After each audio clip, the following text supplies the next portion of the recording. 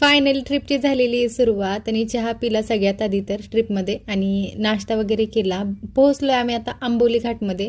View तर एक number जबरदस्त होता. आम्ही वरच्या साईडला नाही गेलो कारण की आम्हाला लेट होणार होता, कारण की आम्हाला गोवामध्ये ना, गोवाच्या पण पुढे थोडंसं, गोवामध्येच पण एअरपोर्ट जवळ थोडासा उशीर होणार होता, त्यामुळे आम्हाला लवकर निघायचं होतं. जिथे वरती धबधबा होता ना, तिथं आम्ही थांबलो नाही, तिथून लगेच निघालो. फोटो वगैरे थोडे बहुत काढले आणि लगेच निघालो. पोहोचायला आम्हाला संध्याकाळचे 8 वाजले होते आणि इथे ना भाऊजीनं 2 BHK बुक केलेलं. तर इथे ऑप्शन वगैरे केलं. भाऊजीचा बर्थडे छान सेलिब्रेट केला. आणि काय ना, भाऊजीचे म्हणजे बरेचसे ना बर्थडे इथं इंडियामध्ये सेलिब्रेट म्हणजे घरी तर काही होतच नाही. लास्ट आता त्यांच्या लग्नाच्या आधी एक वाढदिवस सेलिब्रेट झाले नाही, तर भाऊजीला काही जमत नाही वाढदिवसाला इकडे येण्यासाठी.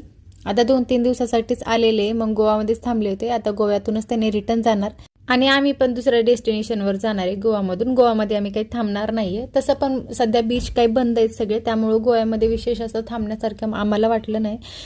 तर त्यामुळे ना भाऊजी तिथं मस्त असा खूप दिवसानंतर फॅमिली रियुनियन झालं, म्हणजे बरेच दिवसानंतर सगळे एकत्र आलो, खूप मजा केली. आणि हे बघा, हे तिघं कसे बसलेत, म्हणजे दिवसभर प्रवास करून एवढे थकले ना. आम्ही भाले तर जसं काही झोपच आली. खरंच खूप दिवसभर प्रवास झालाय आज. आणि सकाळी निघालो आम्ही लवकरच, 7 वाजताच निघालो आम्ही तिथून. भाऊजी आणि प्रतीक्षाला पण 2 तासाने निघायचं होतं एअरपोर्टसाठी. आणि आता आम्ही इथं नाश्ता करण्यासाठी थांबलोय. आणि आज मी डोसा खाते बघा. डोसा एक नंबर मस्त जबरदस्तच होता.